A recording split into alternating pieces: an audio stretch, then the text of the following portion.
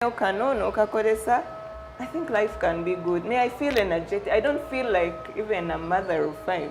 Sometimes I don't feel it. Oh, really? Yes, because I've tuned my mind. I have used products to tune my mind, from the mind to the heart to the body. Like every part, I give it a time. Age, nedda. Giving birth is not the end of me. Gamba run, you run. There are many things you can do, but things like these, the products, the coffees and what that have come up now, toina kubeera mu stress ya how will I look, nga information weeri kati. Information weeri tugikuwadde ebintu gye ebiri ozaala in 2 weeks C-section. You know, C-section. Nga in 2 weeks nza serving abagenyi. Started taking the coffee, like it gave me confidence. Nange nefuna confidence muli nengamba I look good.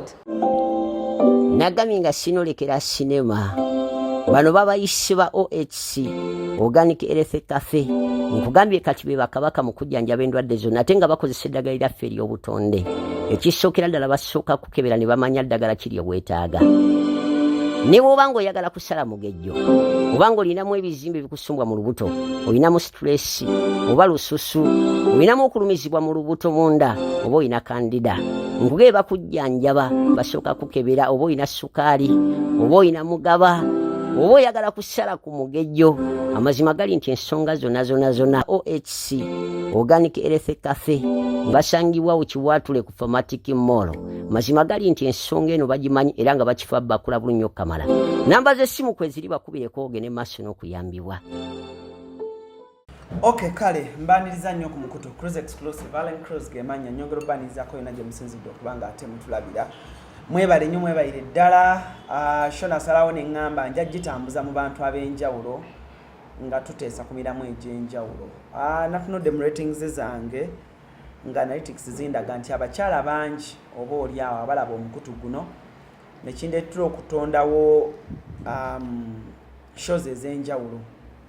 Kati eno show ngitonzeewo olunaku olwaleero ejja kubeerangawokko bagiyeta ejja kubeera no tubeera mu kafe mbeera n'abakyala ab'enjawulo mu maaso eyo tomanya tuyinza okugattamuko abasajja but mbeera n'abakyala ab'enjawulo wano ku Organic Health Cafe wetusinzira okuba nga ali tukuweereza ne CEO waali bulungi nnyo ajja kuba ayongera okubuulira biki bye tukola wano na biki ebibeerawo. Kakafe kalungi nnyo osobola okuyitawo konoonywa kacyayi kano kwegamba kakola ebintu bingi nnyo onfuna bulungi nnyo.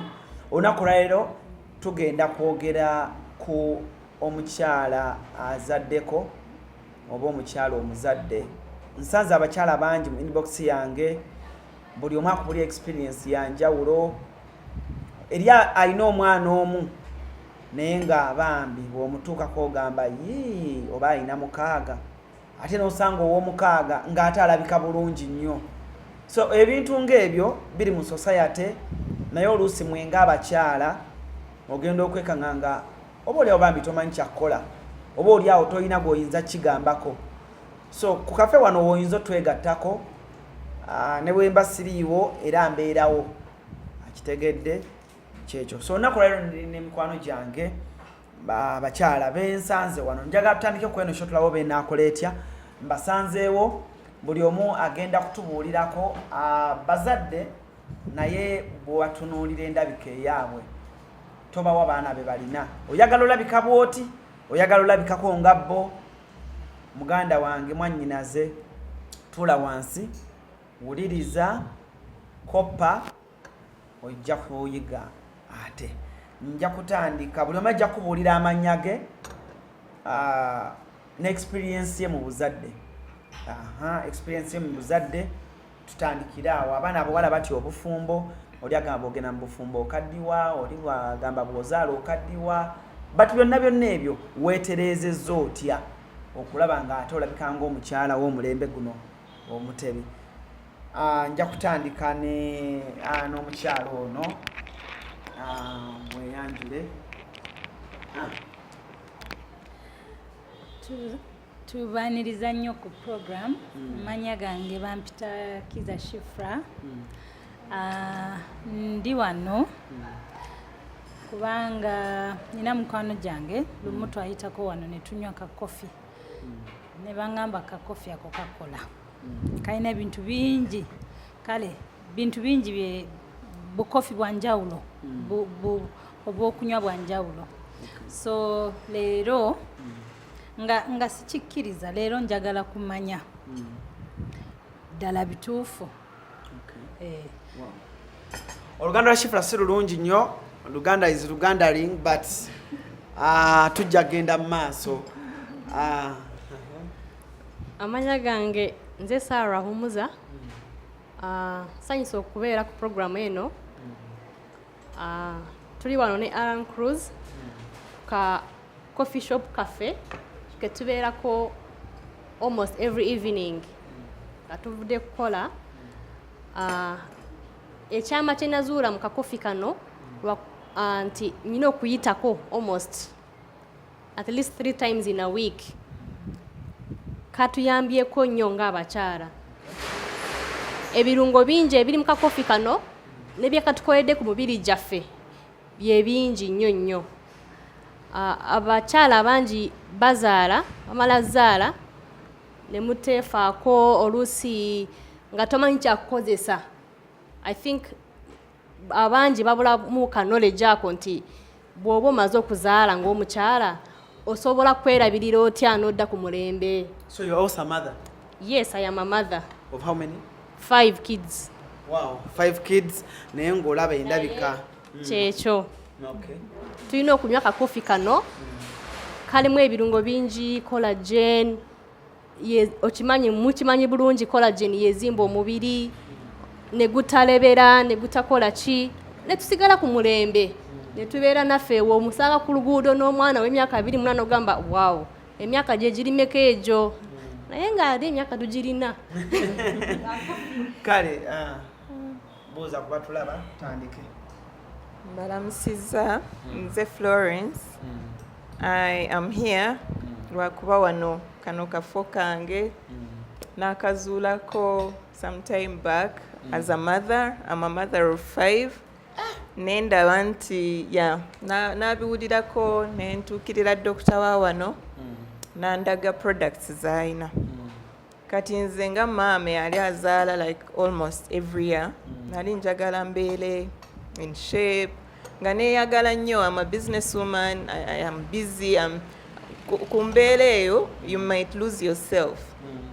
Onoofa nnyo ku baana ne weerabira boddeyo or something like that. Naye we nazuulira products zino ne ngamba wano sivaawo mbeerawo nywa ka coffee. Balina bintu bingi byenkolesa from morning to evening. This is my lifestyle. So with these ones, yeah. Amanya gange balamusiza basebo ne banyawo. Amanya gange nze Martha. I'm a mother of 3 kids. Right now I'm pursuing my masters. Nkola masters zange. N'abaana basatu. Naye okuzaala si kwangu okubeera awo nga weefaako ng'omukyala. It's not easy okulabika obulungi. Naye I got a challenge nga nzadde omwana wange owokubiri, but my friend Flo nandagirira nga ngamba nze nina wengenda nenywa ka coffee kanyamba nnyo mu bintu bingi ningezaako. So when I was starting my masters last year nintandika okukanywa like 3 weeks in a week. Nikanyamba nnyo era it helps with the menstruation periods, olabika bulungi. Oba olabika bulungi guno omulembe gw'abakyala olina okwefaako. You have to look nice. Yeah, tolina kwemalira mu baana. You have to look good. Yeah. Mama, ojja kukwata wano microphone mpolampola awo naawe omuze ku bantu tutandikirawo. Kwebale nnyo Aaron Cruz. Mbalamusiza abasebo ne banyabo. Amanya gange bampita Charity. Nze omusawo omukugu ku OHC Organics Health Cafe Kiwatule ku Formatic Mall. Oli musawo omukugu wakusoma? Nabusoma sebo. You're a real doctor? Yes. Okay. Yeah, so when Formatic Mall Kiwatule, shop number 12. Nsanyuse nnyo Aaron okunsanga wano. Nunsanga ne ba clients bange bendudde nga nkolako ebbanga lino ndowooza olaba ngeri gye balabikamu obulungi. I'm a mother of 5 nina emyaka 5 naye nga nange nekolako ne products zange nefaako tosobola kumanya. Nagambye nga sinolekera sinema bano babayise ba OHC Organic Health Cafe nkugambye kati be bakabaka mu kujjanjaba endwadde zonna ate nga bakozesa eddagala lyaffe ery'obutonde ekisookera ddala basooka kukebera ne bamanya ddagala kiri obwetaaga. Ne bw'obanga oyagala kusala mugejjo obanga olinamu ebizimbe bikusumbwa mu lubuto olinamu stress oba lususu olinamu okulumizibwa mu lubuto munda oba olina kandida nkugee bakujjanjaba basooka kukebera oba olina sukaali oba olina mugaba oba oyagala kusala ku mugejjo. Amazima gali nti ensonga zonna OHC Organic Health Cafe basangibwa Kiwatule ku Pharmatic Mall.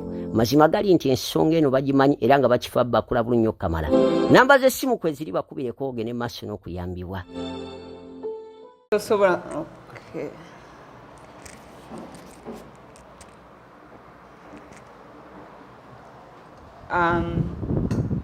kyamukisa nnyo okulaba nti nkola ku bantu bajja n'ebizibu bingi abamu nga si balwadde kuba ffenna twetaaga kukozesa products zino. They are nutraceuticals, ziri natural 100% organic, tezirina side effect.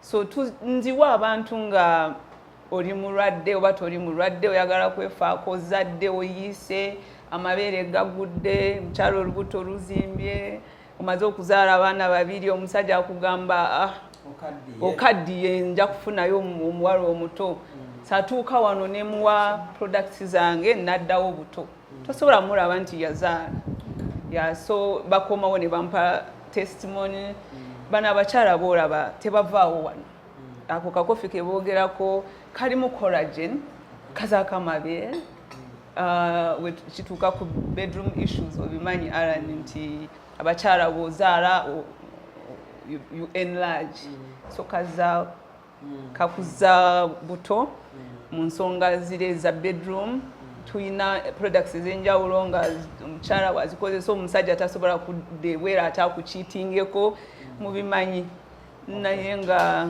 nkola Kiwatule ku Pharmatic Mall shop number 12 eriranye Abubakar Mosque opposite Abubakar Mosque ate nga eriranye ne Ecomart or next to Chaco Grill. Njatandika ne Martha. Kyemmanyi bavubuka bangi abatulaba right now naye nga buli omu agamba ndabye abawala bangi ng'oli agamba sisobola kuddayo ku ssomero sisobola kuddamu kusoma bwe nazaala nakaddiwa olinga okuzaala akulabanga omuntu bw'azaala oba omuwala bw'azaala bingi nnyo byaba tasobola kukola bw'ogamba nti oli mu kasubinga lyo masters n'ogamba nti oli a mother of 3 naye ng'ate olabika bw'otyo okyasobola okusoma gwe obuvumu obujjawa era waguma otya amaanyi wagajjawo?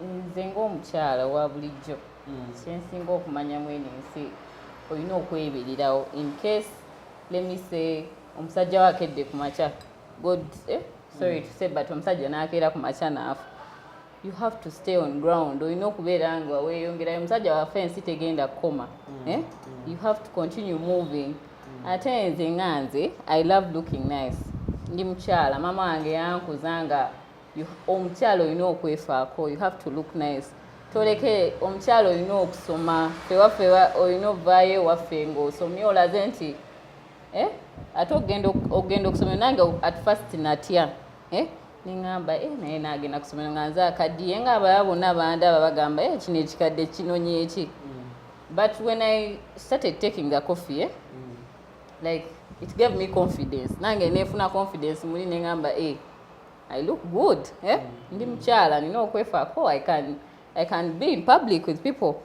ate even if you have given birth toleka nsi tolowooza nti it's the end of the world kyekireetera abakyala okulowooza nti oba ozadde ensi eba most times eba I think okay nze nganze engeri gyenkuliddemu I think eba oba background y'omuntu engeri gyakuzeemu because most of our mothers balaga nti oba omaze okuzaala you have to be home take care of your kids naye omulembe gwakyuka Alan omulembe gwakyukira ddala abakyala you have to take care of yourself olina okweyongerayo n'osoma n'olabika bulungi omusajja wakeera ku makya n'afuna omulala ng'osigalawo mu nnyumba n'abaana bo you have to look good. Kale Martha yeye nteesa tugenze ewa by the way abatakimanyi Aunt Florence gwe ninaanyo wano Naalongo emirundi ebiri Naalongo emirundi ebiri naye bw'olaba Aunt Florence bw'afaanana n'amaanyi g'alina and how energetic she is really it inspires some ladies out there abamulaba. Aunt Florence, Yes. okikoze otya olina abaana bataano oli Naalongo emirundi ebiri naye omuntu akusanga bateeka wano omwana ow'emyaka 2 ne bateeka wano Aunt Florence oli kakikkiriza Olondamu Aunt Florence. olendamu Aunt Florence. I wish it was like that, but anyway, I've seen people confuse me with younger people, and I'm like, Oh really? Yes. So it came in my, of course, in the first days of birth. No, obanga tomanyi what will happen to your body, Okay. but you have to put it in your mind and know that kino njagala kulabika bwe nti sijja kwevaamu nnyo nenkaddiwa mangu ogezeeko kyonna ky'osobola kati eno information eyinza obutabeerawo all the time kyetuba tubuulira mikwano gyaffe like nsanze kantu kano nenkagamba omuntu like now on this program I'm sure there's someone there nga tamanyi omanyi first born obeera naive a bit tomanyi ebibeera eyo tomanyi kigenda kutuukako ku mubiri gwo no like when you produce the first born obeera maybe for me I was a little bit young I didn't know much ekigenda kutuuka ki ku bode yange naye enkyukakyuka eyo esobola kudestabilizing n'ogamba nze mpweddemu my body is not the same n'owulira ng'oweddeyo ng'ofaanana buyo basanga wa 30 ng'afaanana wa 50 because it starts in the mind naye osalawo n'ogamba nedda giving birth is not the end of me bwe bagamba run you run there are many things you can do but things like these, the products, the coffees and what that have come up now, toina kubeera mu stress ya how will I look, nga information weeri kati. Information weeri tugikuwadde ebintu gye biri ozaala in 2 weeks C-section. You know, C-section. Nga in 2 weeks nza serving abagenyi nga bleeding ya stopping zedda in 1 week. C-section. C-section. I've not pushed a baby, but I look like my stomach is flat. Like, woba ofunye information neno. Ujikwata nga gold, no jikolesa. Now they tell you, we have a doctor here who can give you all the information. It's not something hard to do. Bakugamba, wake up, drink this, chino tochikolesa, chino chikolese, twinayo kanono kakolesa. I think life can be good. I feel energetic. I don't feel like even a mother of 5. Sometimes I don't feel it. Oh, really? Yes, because I've tuned my mind. I have used products to tune my mind from the mind to the heart to the body. Like every part, I give it a time. Age, ekifaananyi kiri wano essimu ye abalongo abasooka balina babanga ki? Bali mu senior 2. Mama. Senior 2, Alan. Yeah, it's possible. It's possible. Abalongo abasooka bali mu senior 2. Nkulaga ekifaananyi esimu ngitadde waffe bayinza ogamba nimba gyebali so it is possible. It is possible so you can do it. So abaddako abalongo babanga ki? Bali mu P7 kati abalongo abaddako? Yes. Then omulala Dalasbona kamuzaala ali 3 years and 4 months. So abalongo abasooka bali mu senior 2 abaddako bali mu P7. Yeah. And to being C-section, you have to give it sometimes, but me by like the first month after birth, I was ready to conceive. Because first of all, you have already balanced your hormones using these products. Okay, the fire is up there. You feel normal, like you feel like you've not given birth. wanywedde ka coffee, wanywedde kali, wanywedde kano. Oteekamu naawe ng'omukyala. And you go back to business. You do your work. Yes. I didn't have that much time off my work. Like I didn't stop working because I have given birth. My body was already ready. Nagambye nga sinolekera sinema. Bano babayise ba OHC Organic Health Cafe. Nkugambye kati be bakabaka mu kujjanjaba endwadde zonna ate nga bakozesa eddagala lyaffe ery'obutonde. Ekisookera ddala basooka kukebera ne bamanya ddagala kiri obwetaaga. Ne bw'oba ng'oyagala kusala mugejjo, oba ng'olinamu ebizimbe bikusumbwa mu lubuto, olinamu stress, oba lususu, olinamu okulumizibwa mu lubuto munda, oba olina kandida, nkugee bakujjanjaba basooka kukebera, oba olina sukaali, oba olina mugaba, oba oyagala kusala ku mugejjo. Amazima gali nti ensonga zonna OHC Organic Health Cafe basangibwa ku Kiwatule ku Pharmatic Mall. Mazima gali nti ensonga eno bagimanyi era nga bakifa bakula bulunyo kamala. Namba z'essimu kwe ziri bakubireko ogende maaso n'okuyambibwa. Ready to go. If this month you work on your brain, the next month you work on your body, next month work on your organs. Like a woman should have that program in their life. And you're married? Yeah. I'm very married. Wedded. 15 years now. 15 years in what? In marriage. Ngofanana bwoti? Nawe yagala nepanka nnyo. Tokisusa. Olaba tokisusa. Olaba Aunt Florence. Kyemanye no program ejanyumira nnyo abakyala abali eyo ne doctor ajja kwongera okutubuulira. Confidence y'abawala oba abakyala eri wansi naddala abakyala abazadde. Confidence ebeera wansi. Omuntu bw'omugamba n'omugamba nti munange yitako wano ka kafe onyweko ka coffee tubeere wano ne bakyala bannaffe tunyumyemu. Confidence yeesobola okukomawo okitegeera kozi oyinza okuba nga obeera eno Kiwatule obeera Ntinda obeera n'alya Najeera eno kafe eri wano kumpi ate abasingawo bakyala. Lwaki tokyama n'ogamba kangendewo abantu Florence ojja basangawo Martha ojja basangawo tomanyi ate bw'oyongera okunyumyako nabo. Confidence I don't know nja kitwala ewa ajja tubuulira eri abaami abasa confidence z'abakyala baabwe men that nga baparticipate nze ku confidence z'abakyala baabwe okukka but bw'olaba abakyala nga abantu Florence ng'akugamba nti alina abalongo ba mirundi 2 alina abaana 5 kikuzaamu amaanyi ng'omukyala n'omanya nti maybe ekifo kyendimu kikyamu abakyala bendimu bakola ŋŋambo naye bw'ojjako mu kafe eno oli agambye asoma masters kitegeeza aba alina byakola. Mama agambye doctor, Aunt Florence agambye business woman. Oba onfuna obulamu bwe butyo nja kukomawo Aunt Florence atubuulire biki ebyo byakeera ku makyokola okulabika bwati naye ng'otulaba nga kizaamu amaanyi. Nja kugenda ewa nja kugendako ewaani Aunt Sarah. Aunt Sarah ojja kwogerako ko nnyo. Kale. Okay.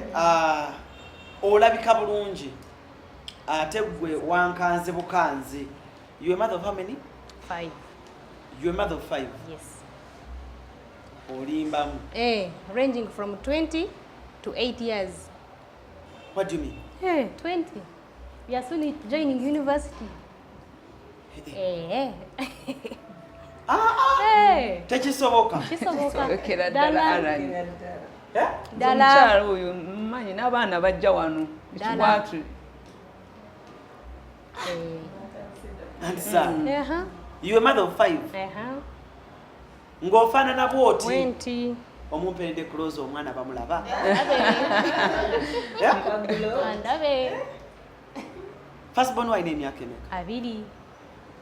Alina emyaka 2? 2. Wow. Followed by 18. Followed by 11. By 9 and 8. Bamazeeyo. Nemwe abakyala abeefaako gye bali mu ggwanga olususo olulaba laba skin collagen oli mukyala mufumbo ddala wampeta wedded wife kati gwe omwami anajjawo amaanyi agagamba nti okaddiye talina wagajja agenda n'akomawo era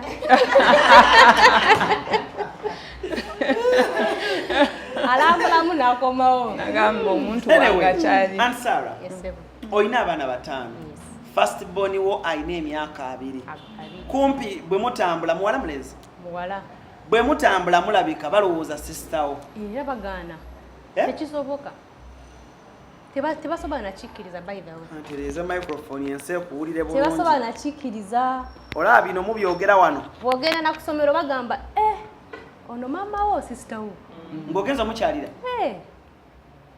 aga tekisoboka ate nga kituufu kati njagala kwogera ku kakofi kano ku bakyala ngaffe emyaka egenze etambulamuko emyaka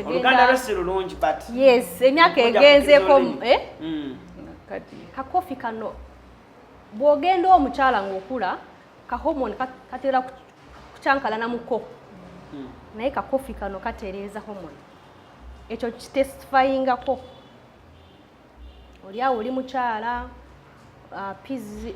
zibulabulamuko I can assure you on this coffee tunyonyole bulungi omukyala pizi zibulabulamu bw'ogenda emyaka gitambulamu ku mukyala homoni zeekyanga naye kano kakofi I can testify nti kakomyawo katereeza homoni z'omuntu z'omukyala n'oddamu nga bwe wali bw'okyali muto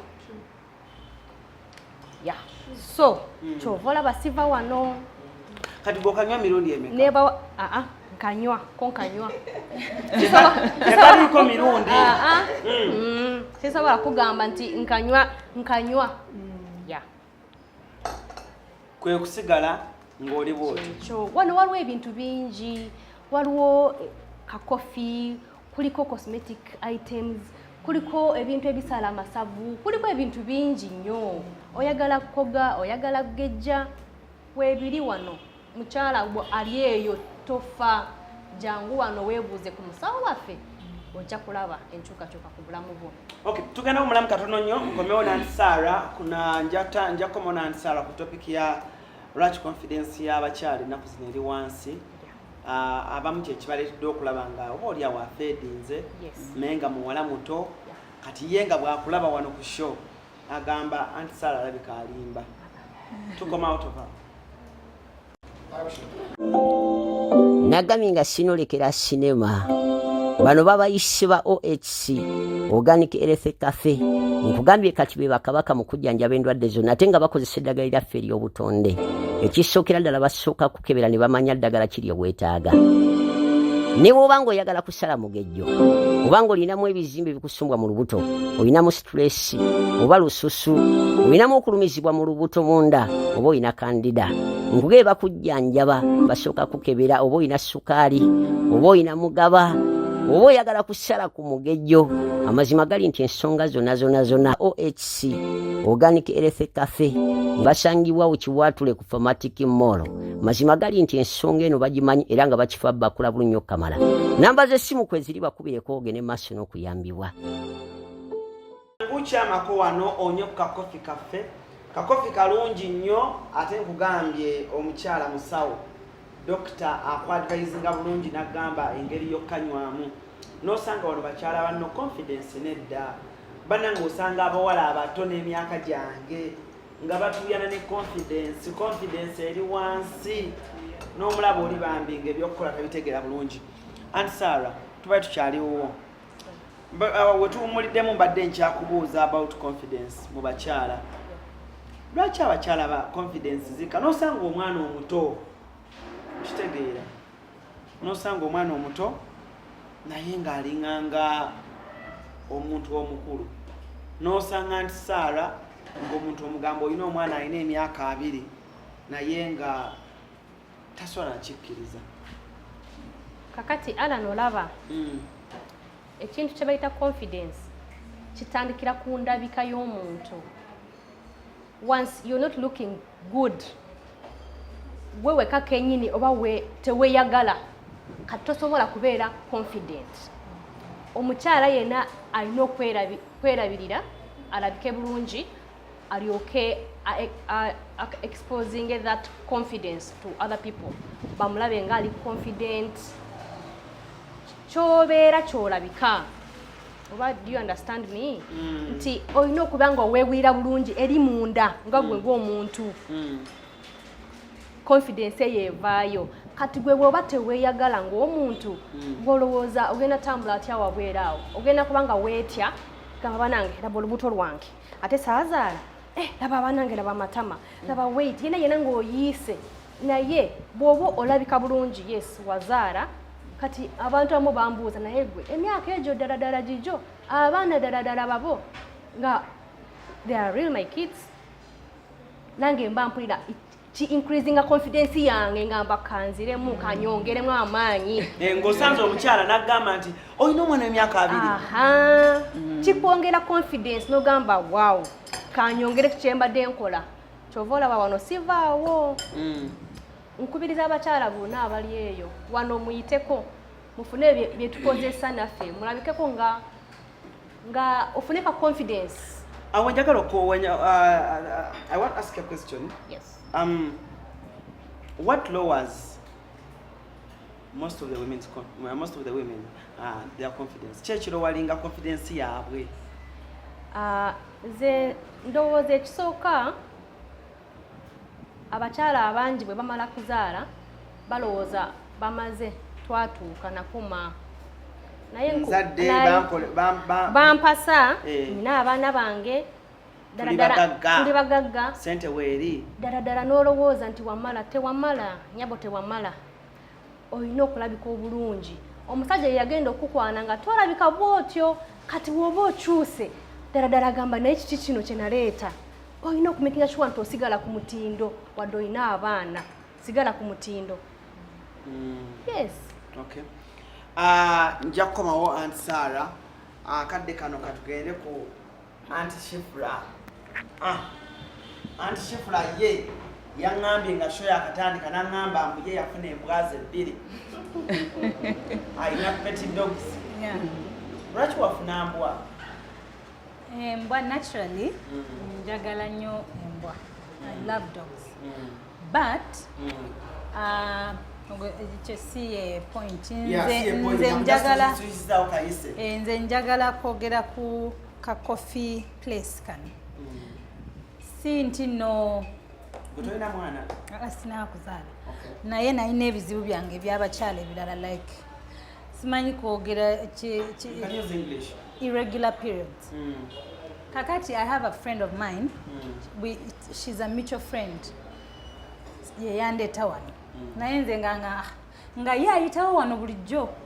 Sometimes even nga dropping n'agamba ndeka wano kanywe ku kakofi. Nga nze sikitwala nga manyi evening you have to pass time tayagala genda waka. Naga naye jangu one day. Kati nga nze before I came here nali nina irregular periods nga nywedde bihabs biki nga nabivaako nga yembeera yange. It's my normal. It's my new normal. Kati when actually wano sina kukola nti no mumanyi doctor na mumanya when I started coming here. Sina relationship edyawo naye because of ebintu byensanze wano bingi nnyo bya skin irregular periods. Ate doctor bwaba akuwa coffee tasobola kugamba naye just bw'omugamba ekinaga ekyo tujja kukozesa kino ate n'okikozesa ate nekikola. Nze I used to have irregular periods nga kirudde nga nakimanyiira. So my friend, she's not on the table today. Taliiwo leero tazze. Kati leero nze mbadde mpiseewo era okunywa kakofi kubanga kankoledde nze mmanyi kikabye kankoledde. Kati nensanga nembasanga nammwe kwe kutuula ku table. So the point here, my point is waliwo ebintu bingi nnyo okulabika obulungi after birth, okukola ku by'abakyala, bedroom, ebyo doctor ajja bigendamu. Sibimanyi bulungi, sibimanyi binyonyola. Naye gwe kyogamba nti gwe nga skin and irregular periods. Bakolako. Ate teyakyogerera mbuno jangu nnyo kino jangu bw'oba olina irregular periods, you can try this. I know very many products. You want to gain weight, ate ebintu bye tebirina side effect.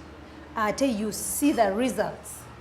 Nga takubulidde na jangu leeta munono, ffe tubeera tujja ekintu bw'okikozesa and it works, you bring your friend. Kati nze even my friend who brought me, talina kyamaanyi kye yaŋŋamba. Twajjanga sometimes when I'm free in the evening nga tuyitawo ng'anywa kakofi ke nga nze sinywa na kunywa nga ntuulaawo nga mbeera naye. One day I said, let me try the one for irregular period. I tell you, Alan, up to now I've never looked back. Era mbeera one. After work I come here.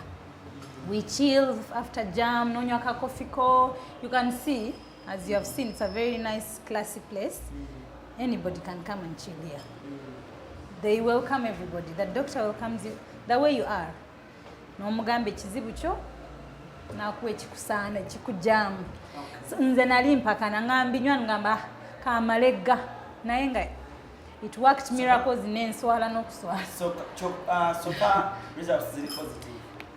Positive 100%. Okay. Mama. Yes, Aaron. Doctor. Ekifo kino bw'onaabozze ojja musangawo omukyala. Omukyala no mama. Mama. Yes, Aaron. Oli muzadde? Yes, sir. Of how many? 5. 5. First born wabanga ki? Alina emyaka 24. First born? Yes. Wa myaka 24. Wow. Ofaanana bw'oti? Nina emyaka 5 Aaron. Naye nga wandabye. Wangi? Sina lubuto. Wandabye naye. Kwata kana akantu. Kakwata situka.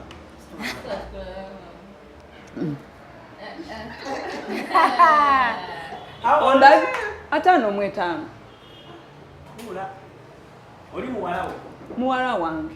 Ajja omulabe. Jangu baby. Jangu baby. Sharifu obwedde oli awo okokota mugambo. Jangu baby bakulabe n'amafiga. Fete tukaddiwa. No, just come here. Just come here. Kutama. Tula wali eri. Bafaanagana. Wow. Mami, you're first born? First born. How old? Amaze university 24. 24. Omweredde amaze? Amaze. Yakoze sciences? Yakoze international business. Wow. What's her name? Shina. Byebyo nno. Naye ng'omulabye figa. Figa ngirabye mami. Si product simukkiriza kugeja bino ebibi.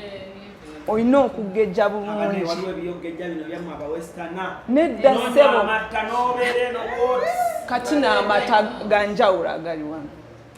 Si gali agente naawe Alan. Wano. Nacho. Ne mama omuntu akola atya okulabikako ngamu? Laba Shifra agamba bwafaanana, laba Sarah, laba Florence, laba Martha. Kati nina kyenjagala okukunyonyola. Yes. Abakyala, first of all bw'ofumbirwa n'ofuna olubuto, hormones zikyankalana, ogenze mu lwaliro okuzaala, oluusi ofunye C-section, bakubye amalagala, n'ozimba ebigere, abadde n'emyaka 24, olabika ng'owa 5, ekirala tulina kye bayita stress. Oyinza okufuna stress, neighbor badde akumanyi nti olina emyaka 2, n'atandika okwogera ku olwo yalwala bino ebiriko okitegeera. Naye nga abakyala tulina ebizibu bingi ebitugeza nga mwe muli stress. nze nina ba customers banga bajja wana bakyala nga bakaaba nga yazadde nageja amatama nageja olubuto yenna nabeera ng'omukadde w'emyaka 8 atuukawo nagamba omusajja yangambye yofaanana otya n'akaaba ne mugamba otuuse mu kifo ekituufu omusajja yamuleetedde ne nga yafunyeyo akawala ne mugamba gwe sirika jakukolako oddeyo nga kiriya era nemukolako bulungi nga bba watandika okugamba kyeki wabadde ki okozesa ki ate kati ng'essanyu lidda first of all ne mu bedroom ng'ebintu byafa nembitereeza kitegeera si ya habo organic percent natural products see chemicals these are nutraceuticals different from pharmaceuticals these have no side effects no overdose kuba aran olwala omutwe nebagamba genda mu pharmacy ofune panado nebagamba mera 2 ku macha after 8 hours mirendala bino ebyaffe ka coffee chovola abana abakyala tebava wano tekalina side effect osobola okunywa coffee ne weyongera coffee after coffee naye nga teri side effect so these are nutraceuticals not different from pharmaceuticals tebina side effect ntato omuntu obikozeseza chovola aba tuli wano tuli open ku formatic mall byomajja sekweka nti mbitunda nga nekwese ntacho omuntu ankubira essimu nti nze nkola delivery mba njagala omuntu ajje wananyi nyonyore nina stress bweti ne bweti naye ogenda okuva wano Alan Uganda wange ng'omusajja kati atandisa okububa gwe yagobyo ng'afunye akawala akato atandika okugamba mukyala ate olagawa okitegeera ng'omukyala yenna nagambye nga sinolekera sinema bano babayise ba OHC Organic Health Cafe nkugambye kati be bakabaka mu kujjanjaba endwadde zonna ate nga bakozesa eddagala lyaffe ery'obutonde ekisookera ddala basooka kukebera ne bamanya ddagala kiri obwetaaga ne bw'oba ng'oyagala kusala mugejjo oba ng'olinamu ebizimbe bikusumbwa mu lubuto olinamu stress oba lususu olinamu okulumizibwa mu lubuto munda oba olina kandida nkugebe bakujjanjaba basooka kukebera oba olina sukaali oba olina mugaba oba oyagala kusala ku mugejjo amazima gali nti ensonga zonna OHC Organic Health Cafe basangibwa Kiwatule ku Pharmatic Mall mazima gali nti ensonga eno bagimanyi era nga bakifa bakula bulunyo kamala namba z'essimu kwe ziri bakubireko ogene maaso n'okuyambibwa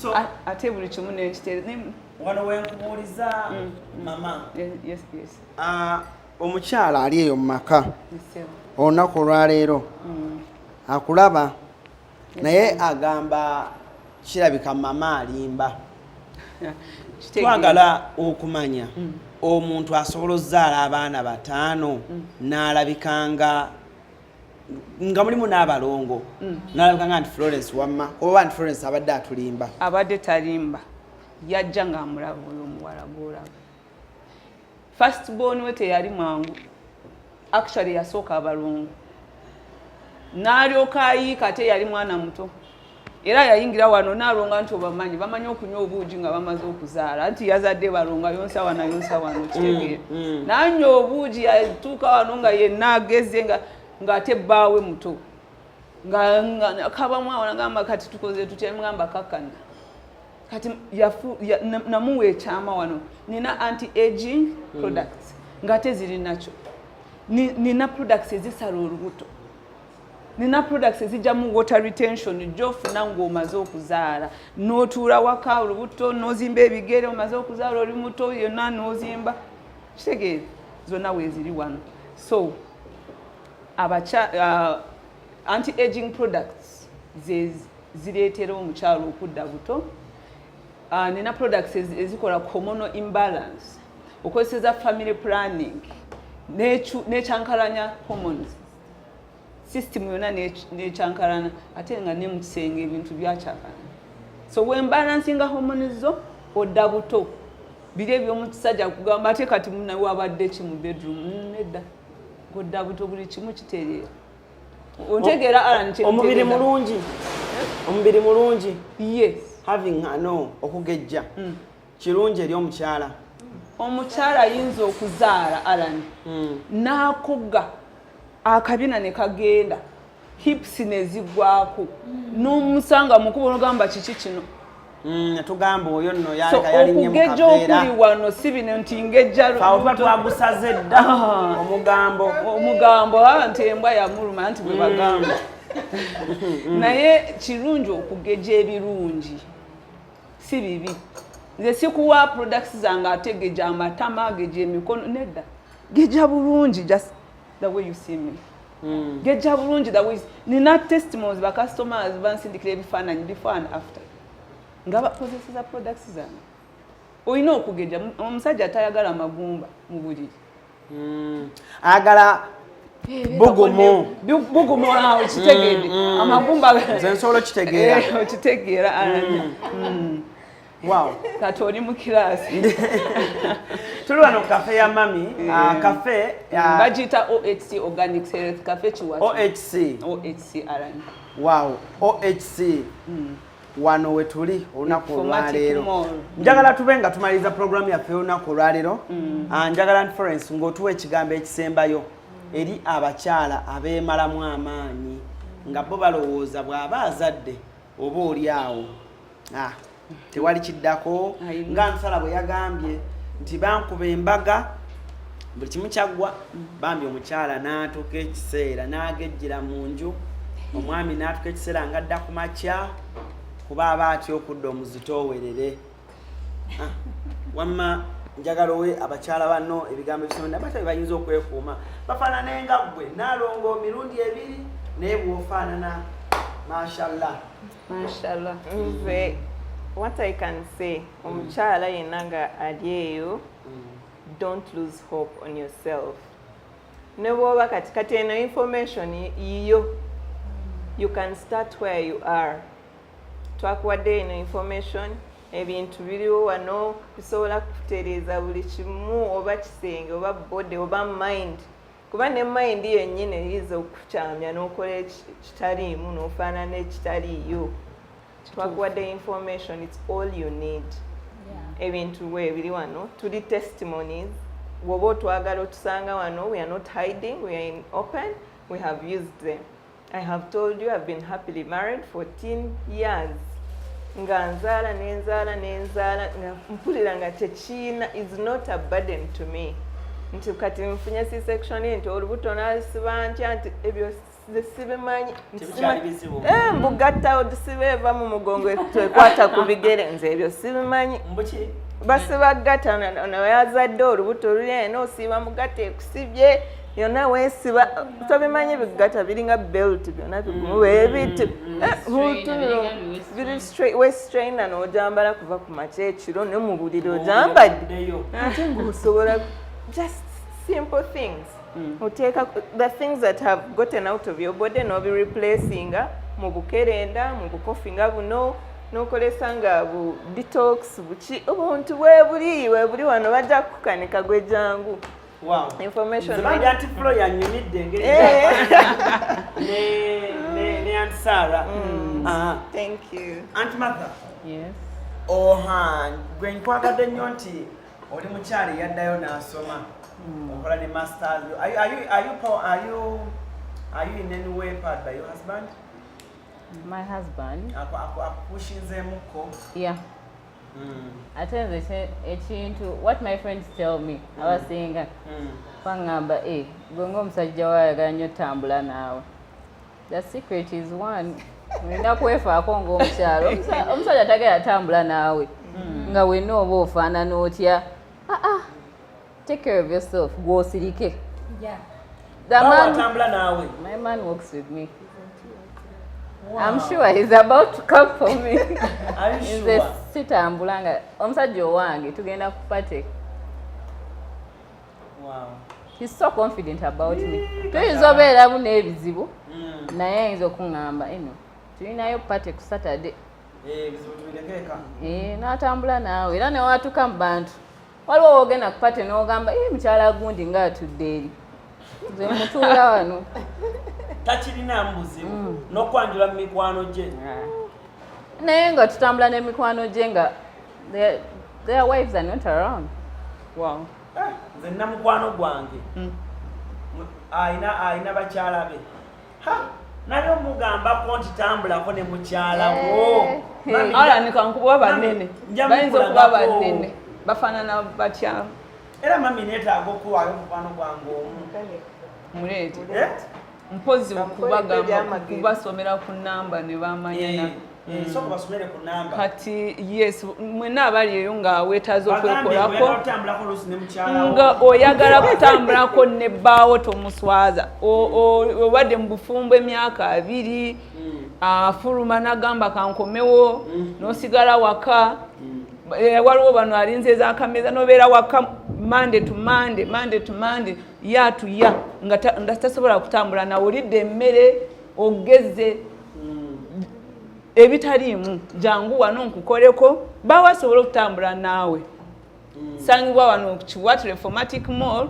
duuka namba 12 twetaaze aneetaaze enamba yange eri 078969504 njiddamu it is 0786 095049 ndi wano Kiwatu Reformatic Mall.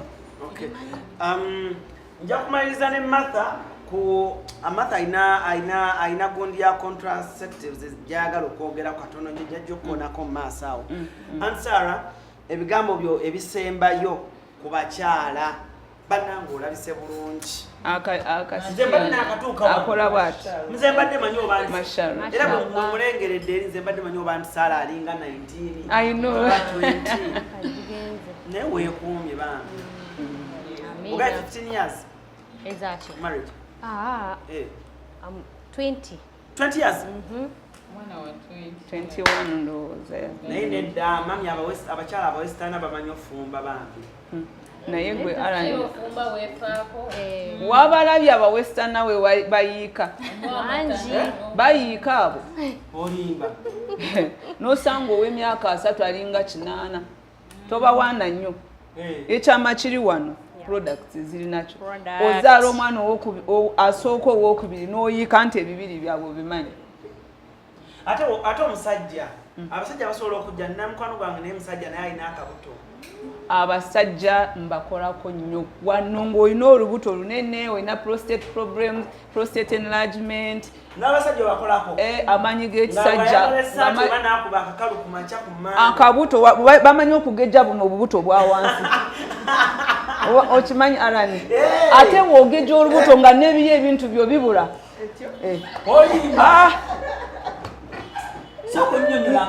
kati wobeera omusajja ng'obusajja bwo bunene ddala bulungi nga toyina lubuto lubeerawo naye gejja onoonya nga omukwano gwange ali ku buzibu takugamba mazima tewakyali era bw'omusala olubuto bikomawo embuto mbi abo abasajja boolaba nga balina embuto ennene tebakyakolera ku ddala wano ate ne katuula kuli n'ebiri nga tokyabiraba Alani gwe ekituufu omuto katate bwe bafuna ssente balowooza ssente lubuto bugabe nga nkugamba bano abagaga b'omutawuni omusanga atambula ati naye ng'ebintu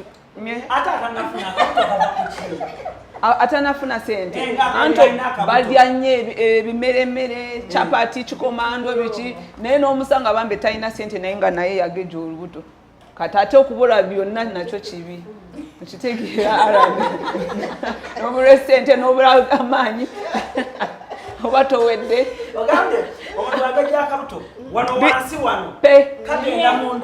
bwe kati naye bw'olinnya wano Ekiwatu nkusala olubuto ebintu ne bikomawo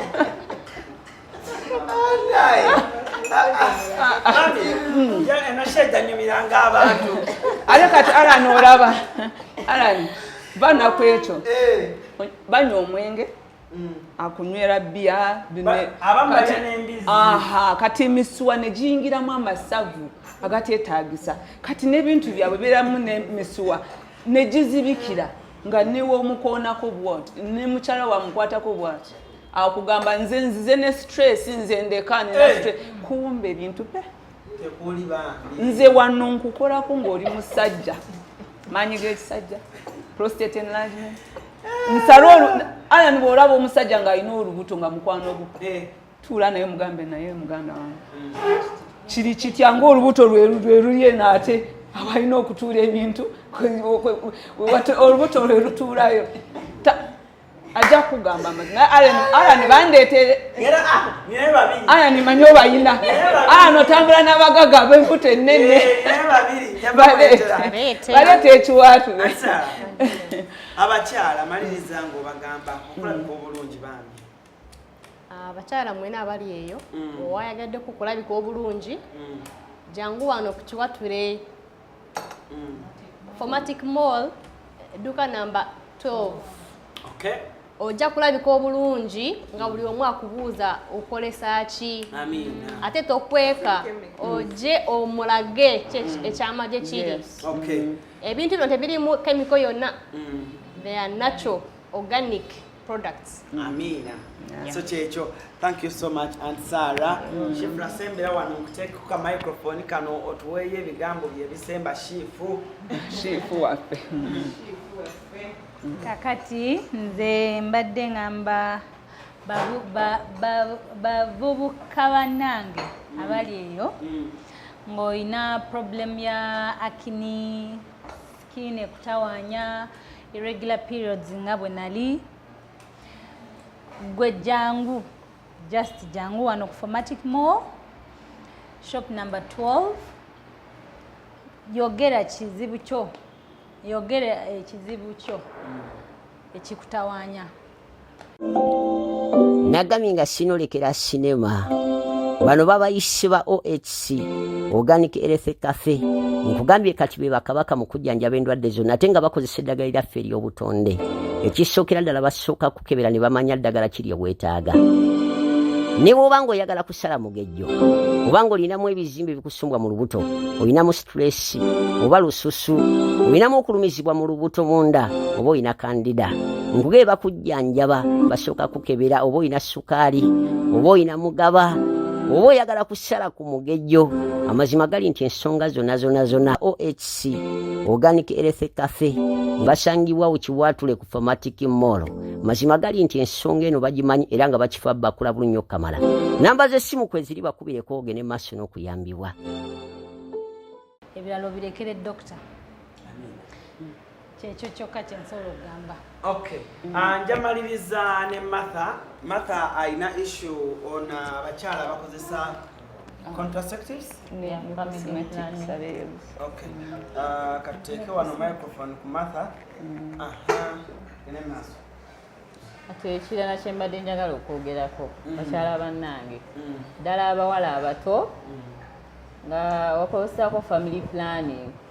Family planning zino abaana abasinga our generation babagamba genda ofune family planning naye tebagenda kugamba outcome ya side effect yayo. So esinga some people miss their periods, some people bileeta different pills, pills abawala hey, those things are emergency not good. Pills. Yeah. Byonoona system y'omukyala ojja tuuka okunoonya olubuto nga boyfriend wo yakulekawo ddaye yafuna eyali kiriya gwe nga contraceptives zikola ebintu ebyo mukwano kola ku research. Those things are so bad bibi nnyo onywa bunywi ng'omanyi nakanywedde just they are confident naye in the near future ojja nnoonya omwana nga tomulaba wagoocha pills nebino IUD doctor atakugamba waliwo abazikozesa tonnazaalako you're using them you don't know what is tomanyi oba onoozaala oba toozaale like those things are not good.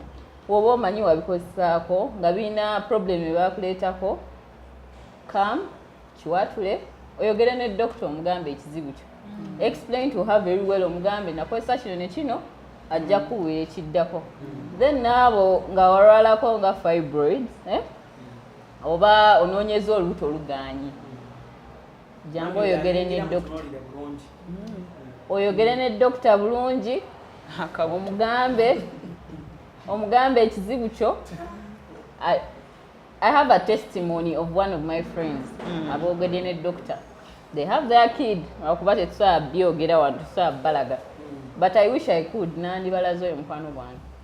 She has a kid wakuba ebintu ebimu byasooka ne bigaana emyaka negigenderera naye she has a kid that one I can testify akozesako products mama yayogera naye yeah so be careful ate mujje ebintu byakwogera kuteesa beisi eryawo ng'oba singa naffe tetusiiba wano yeah mukyala weefeeko guno omulembe gwakwefaako byebyo nabakozeseza ebizigo ebyerusaani bibaleetera bakona obugalo gwe alan bamavivi ate ebizigo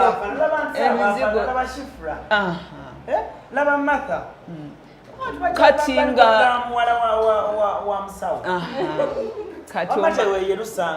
kati bwoba olieyo nga weeyerusa nga wakona renew yourselves obugalo obukonye tubujjako with the natural products nedda saagala naye nga nyamba abeeyerusa ne bakona ne bakaddiwa musanga wano mirinda fruit wano coke okitegeera ng'ate omuwala mulungi muto anti abasajja mubagamba balina okweyerusa bagala byeru mwagala nnyo abyeru naye nabyo si birungi so bajje mbatereeza obugalo obukonye natural products nga tezirina side effect